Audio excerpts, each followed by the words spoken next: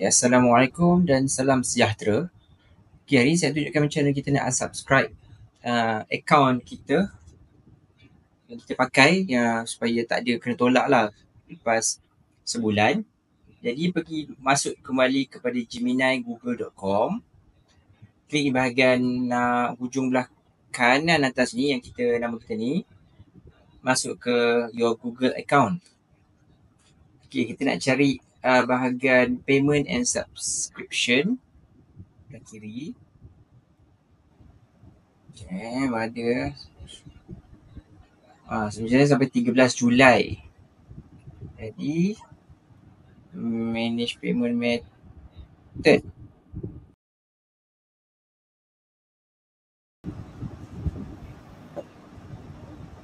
Manage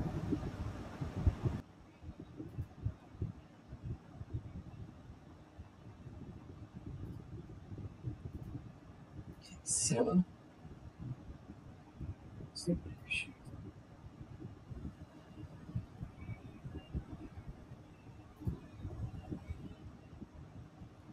Cancel. Ni lah kat sini, cancel subscription. Pusing-pusing. Okay, so kita tak payahlah. Pilih mana-mana. Cost related reason. Cancel. Okay dah, kita berjaya. So kita dah habis sampai Julai 13.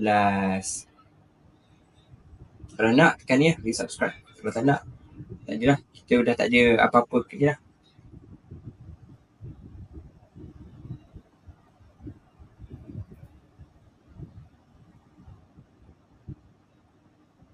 Kalau tu kita